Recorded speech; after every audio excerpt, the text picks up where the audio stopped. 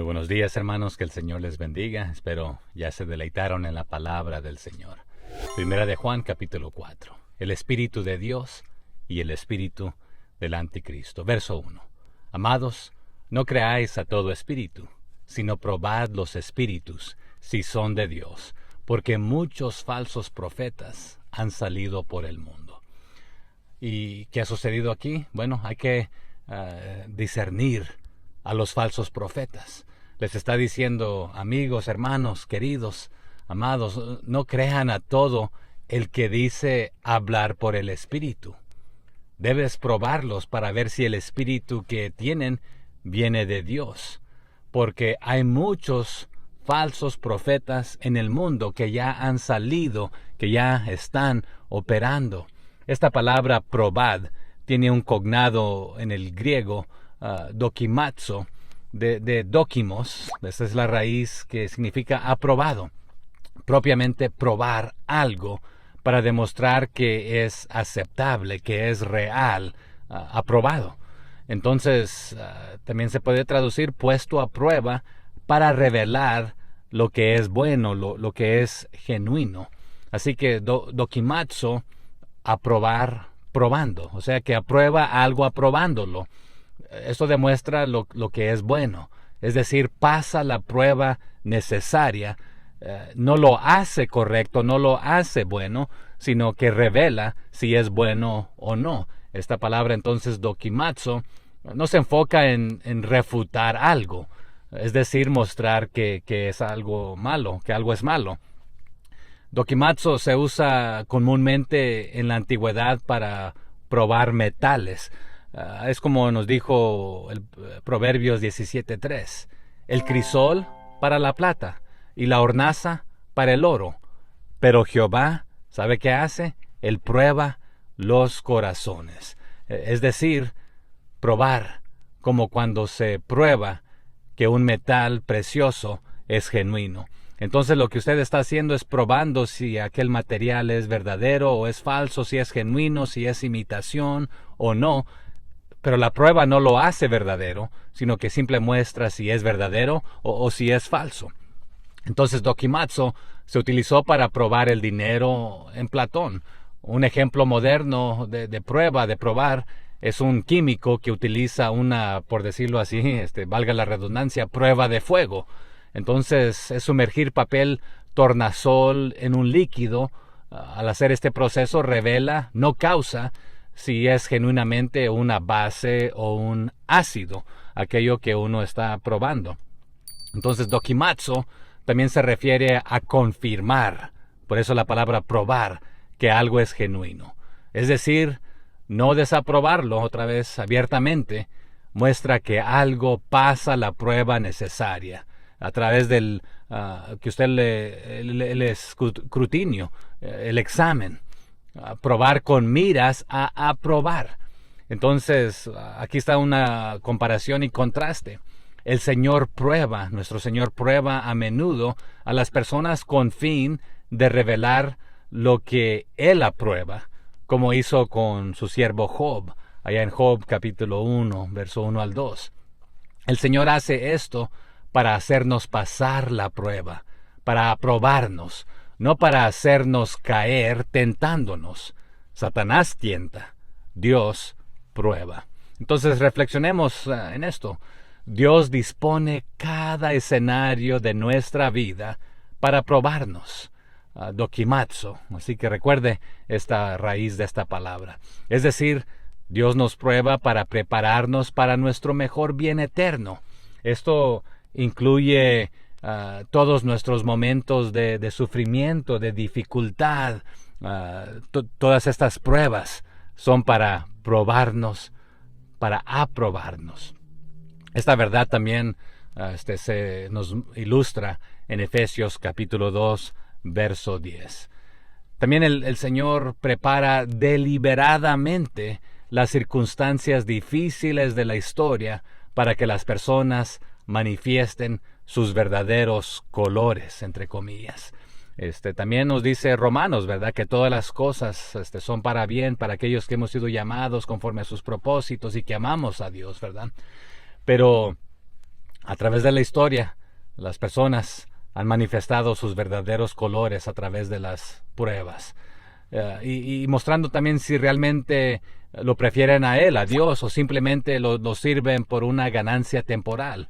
Así que aquí en este verso dokimazo se refiere a sacar lo que es genuino, lo que es bueno, como lo hace Dios cuando nos prueba. En cuanto a probar los espíritus, que es aquí en el contexto, después de ver el trasfondo de esta palabra, aquí en Primera de Juan, capítulo 4, verso 1, nos está diciendo en ciertas palabras: amados, no creáis rutinariamente o ordinariamente a todo espíritu, sino probad constantemente, dokimazo, los espíritus, para ver si son de Dios. Porque han salido muchos falsos profetas. Aquí la palabra en griego está en el tiempo perfecto al mundo. O sea que ya han salido, ya salieron, pero aún están y continúan hasta cierto punto y están en las personas operando. Entonces en 1 de Juan 4:1 nos ordena probar, dokimazo, constantemente los espíritus, rutinariamente probarlos, para exponer la falsa enseñanza. Los falsos profetas y los falsos maestros que Pedro habló anteriormente, y aún aquí también Juan, no permiten fácilmente que sus revelaciones sean probadas o cuestionadas. De hecho, operan sin problemas al sacar las escrituras de contexto para hacer valer sus afirmaciones personales, sus enseñanzas, sus revelaciones, que en efecto tienen prioridad sobre la palabra de Dios. O sea, que ponen su opinión, su enseñanza, sus creencias sobre la palabra de Dios. Hacen esto de una manera sutil, que es difícil de detectar, como con la teología de la salud y la prosperidad o riqueza extremista, enriqueciéndose ellos mismos como oradores itinerantes a expensas o a sufrimiento de los oyentes engañados. Entonces estos falsos maestros, estos falsos profetas, pruébalos continuamente a la luz de las escrituras. Pero muchos utilizan la escritura torcida para su provecho, para su ganancia, y hacen sufrir a la gente para la ganancia propia de ellos. Así que reflexiona también en esto. Tengamos cuidado con los oradores viajeros ambulantes que cautivan a las audiencias prometiendo en exceso bendiciones temporales de Dios. Esta sutileza tergiversa la palabra del Señor y les permite tomar grandes ofrendas, explotando al rebaño y luego moviéndose a otros lugares, o sea que van de iglesia en iglesia, de lugar en lugar, antes de que sean descubiertos y probados. Dokimazo. Usted prueba a alguien cuando rutinariamente los escucha hablar la palabra del Señor y vivir en acorde con la palabra del Señor. Pero estos evangelistas que están de un lugar a otro, usted no ve cómo viven, si realmente respaldan esto o no.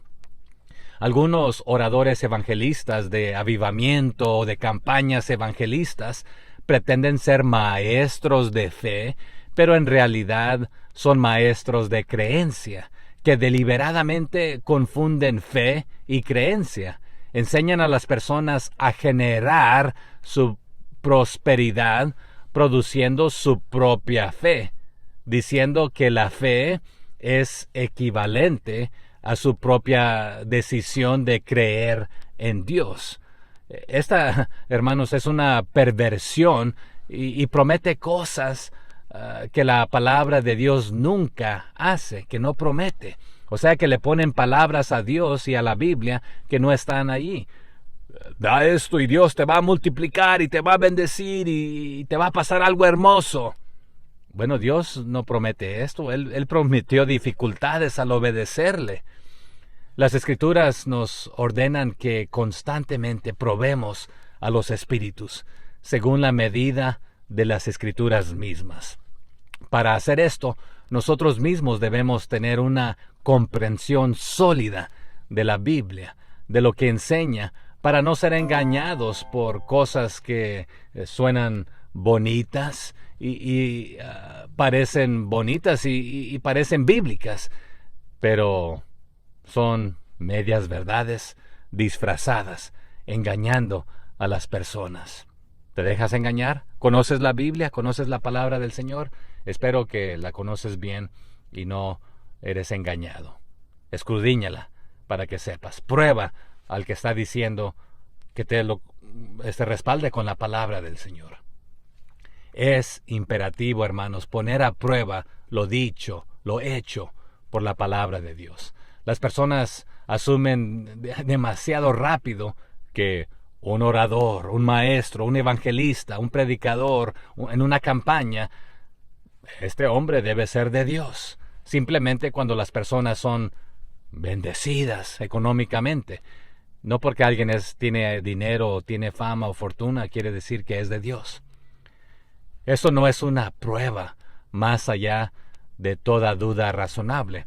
Algunas reuniones de avivamiento hacen que las personas se sientan bien al creer en las promesas de Dios que Él nunca ha hecho. O sea que lo que le prometen estos evangelistas o en estas campañas supuestamente viene de Dios, pero Dios nunca lo prometió. Pero las personas se sienten bien. Oh, Dios me va a bendecir, qué bonito. A la gente le gusta que le mientan. Es más, aquí en este país, Abraham Lincoln, que vivió allá en los años 1809 al 1865, dijo: puedes engañar a algunas personas todo el tiempo y a todas las personas algunas veces, pero no puedes engañar a todas las personas todo el tiempo. Analice esto. También un proverbio chino dice: me engañas una vez para tu vergüenza, me engañas 2 veces para mi vergüenza. ¿Por qué para mi vergüenza la segunda vez? Porque caí de nuevo en la misma mentira y engaño. Entonces, y no estoy hablando mal contra los evangelistas o avivamientos o campañas, sino que pruebes, es lo que Juan les está diciendo aquí. Un avivamiento, una cruzada evangelista, un seminario, una campaña, un taller, no es automáticamente aprobado por Dios, simplemente porque la gente se siente bendecida en estos. A veces Dios bendice a las personas a pesar de o no debido a el orador. O sea que Dios le place bendecir a quien Él le place. Pero hay gente que te quiere manipular para que les des tu dinero y que Dios te va a bendecir. No, es más, Dios dice es mejor dar que recibir, pero algunos lo tuercen. Bueno, dame para que Dios te bendiga. El significado también, por ejemplo, del bautismo en agua, por ejemplo, no es inválido cuando un verdadero creyente es bautizado por un fraude o un incrédulo o un evangelista mentiroso y ratero. Así también un creyente devoto no pierde su bendición, por decirlo así, en la cena del Señor cuando es administrada por alguien que no está viviendo bien ante el Señor. El que va a recibir la condenación es aquel que no está viviendo bien. Entonces los falsos maestros apelan a la avaricia, a la codicia de los oyentes, y en este aspecto pues la realidad es esa, de que los falsos maestros apelan a la avaricia, a la codicia de los oyentes, diciéndoles que pueden ser bendecidos y creer en Dios, ejerciendo la fe que producen ellos mismos, que no es fe en absoluto lo que ellos están recibiendo allí o mostrando. Entonces, de hecho, esto confunde la fe dada por Dios y la creencia inducida por el hombre, haciendo que rehusar dudar sea lo mismo que la fe, pistis. Sin embargo, la fe siempre se imparte, es nacida de Dios. Y Romanos 12:3 y Primera de Juan 5:4 nos va a decir esto. Habacuc 2 del 1 al 4 nos ayuda a entender un poco mejor este aspecto. Y esa es la realidad, y sin salirme mucho del tema, la fe siempre nace de Dios, revelando su voluntad específica. Y Juan nos dijo lo mismo allá en Juan 5:4. Y aquí en la primera que veremos en el siguiente capítulo. Así que la decisión de creer es importante, pero la fe es siempre obra, es un don de Dios. Gálatas 5:22 nos dice esto, Efesios 2 del 8 al 9 nos dice esto, segunda de Tesalonicenses 1 al 11. Así que reflexionemos también en esto. El ser humano que cree puede simplemente confiar en Dios, creer en Dios de manera egoísta. Santiago 2:19 dice, tú crees que Dios es uno. Bien haces. También los demonios creen y tiemblan, se estremecen. Entonces, no basta con simple creer, ¿verdad? Pero estos evangelistas, que hay que probarlos, sí están usando la palabra del Señor, porque creer no es suficiente, porque también los demonios creen y tiemblan. La fe real siempre viene de Dios y es puramente su obra. Además, Romanos 12:3 nos dice, digo pues, por la gracia que me es dada, eso proviene de Dios, a cada cual que está entre vosotros, que no tenga más alto concepto de sí que el que debe tener, sino que piense de sí con cordura, conforme a la medida de fe que Dios repartió a cada uno. Pero bueno, basta, me he quedado aquí suficiente en el verso 1. Voy a correr ahora para dar este resumen ahí en 30 minutos. Pero el verso 2 nos dice lo siguiente. En esto conoced del Espíritu de Dios. Todo espíritu que confiesa que Jesucristo ha venido en carne es de Dios. Esta es una manera de cómo podemos probar a los espíritus, a las personas que dicen ser del Espíritu de Dios. Primero, en esto sabemos si tienen el Espíritu de Dios. Si una persona que dice ser profeta, en griego dice, si un espíritu, de manera similar que lo dirá en el verso 3, reconoce que Jesucristo vino en cuerpo real, esa persona tiene el Espíritu de Dios. Entonces, este es un buen comienzo.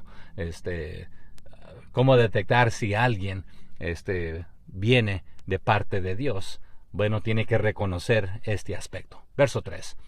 Y todo espíritu que no confiesa que Jesucristo ha venido en carne, no es de Dios.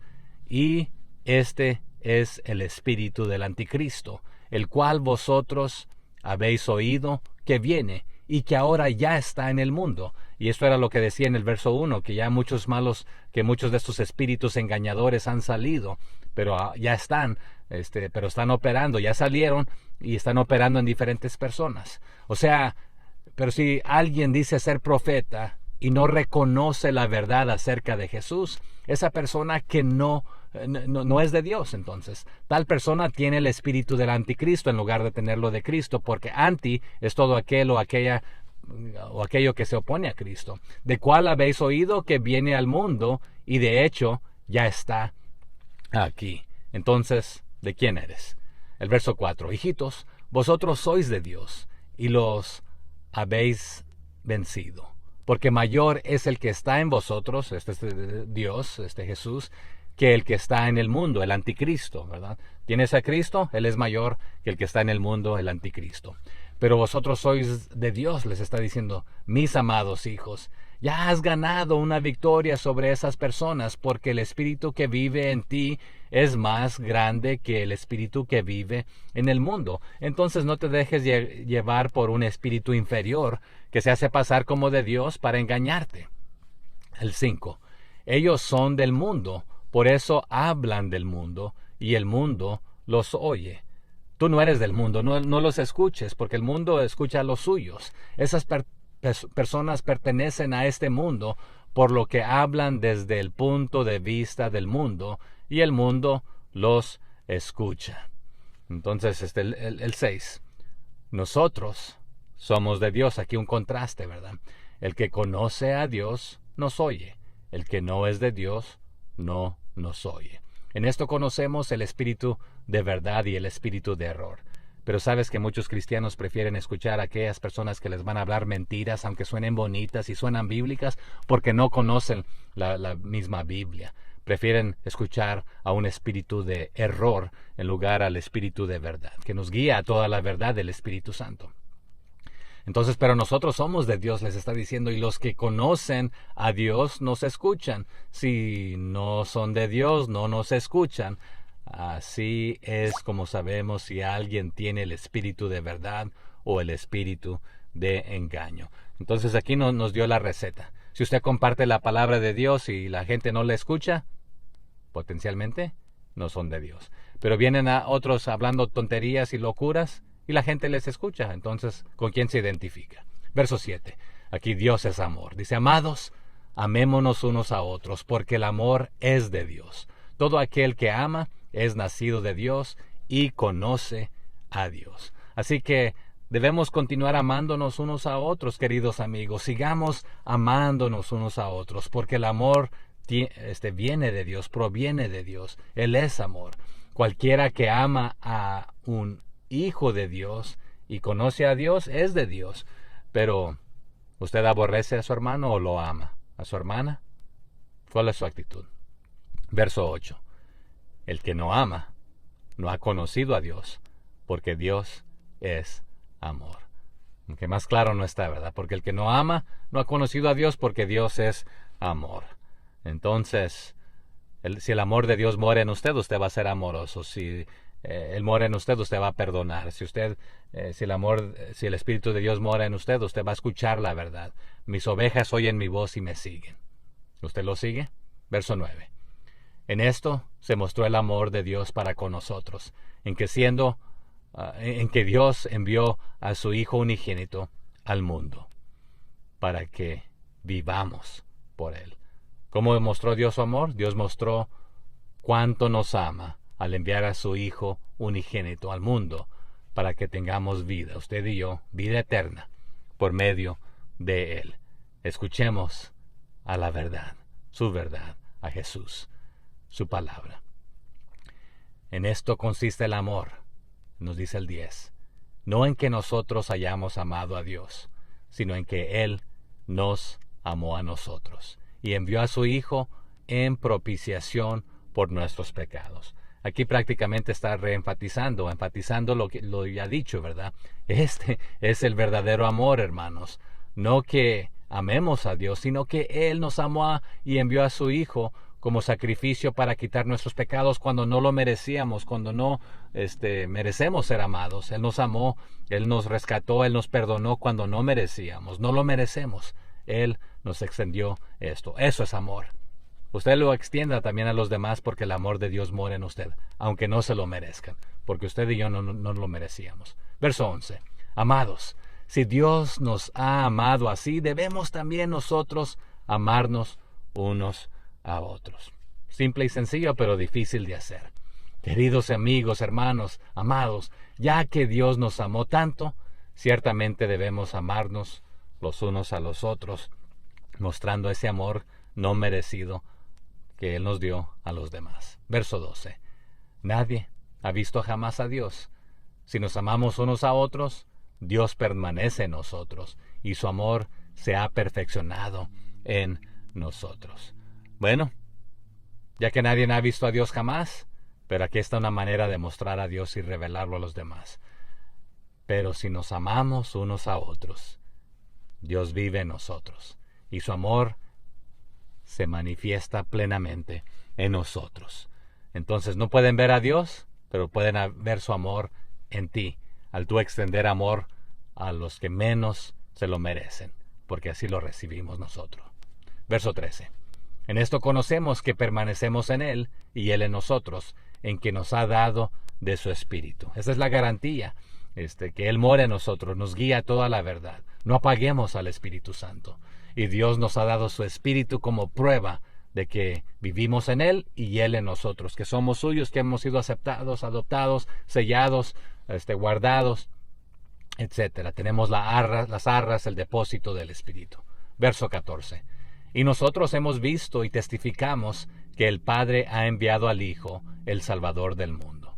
O sea, está diciendo además, lo hemos visto con nuestros propios ojos y ahora testificamos que el Padre envió a su Hijo para ser el Salvador del mundo. Y aquí pareciera contradecirse porque dice nadie ha visto jamás a Dios, pero hemos visto a su Hijo, y Dios Hijo es Dios. Entonces, ¿cómo está el asunto?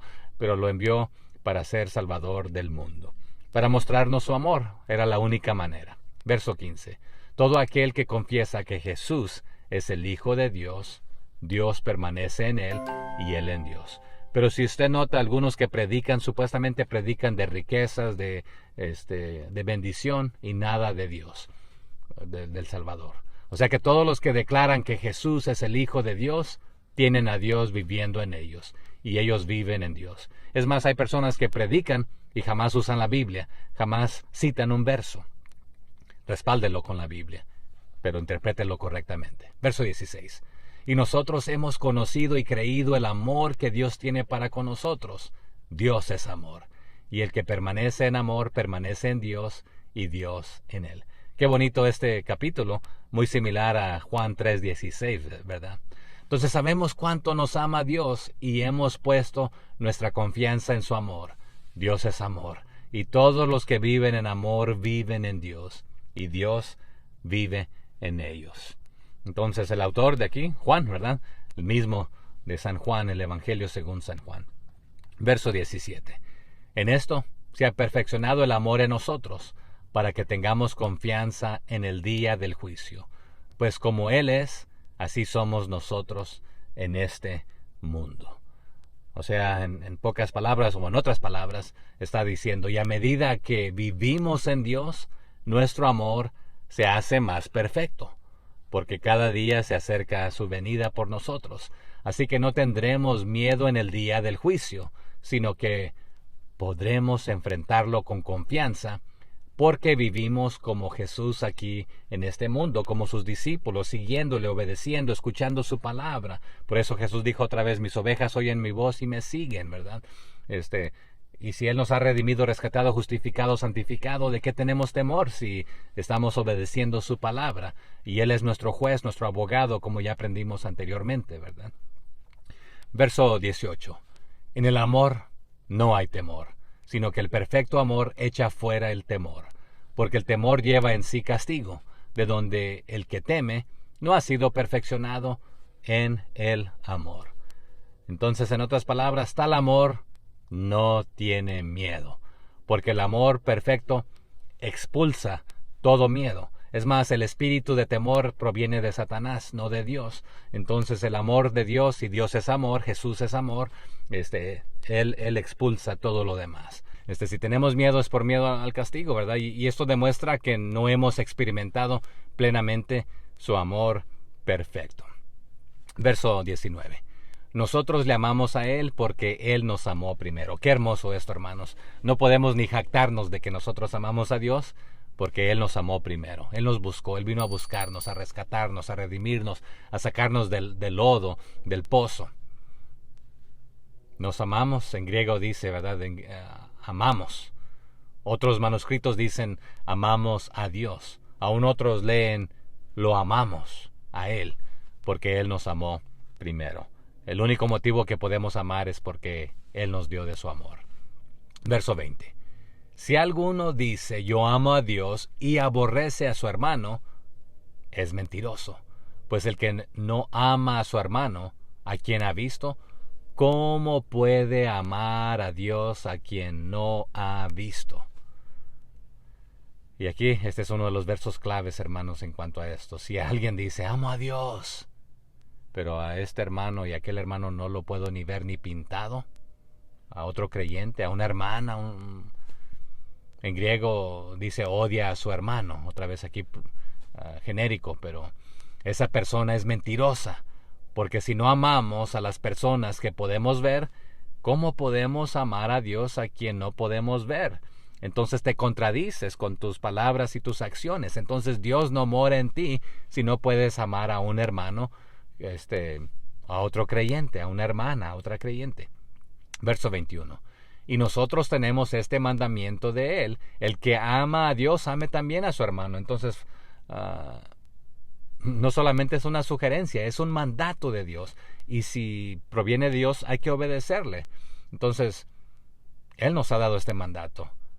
Los que amamos a Dios, los que aman a Dios, también debemos amar a nuestros hermanos en la fe.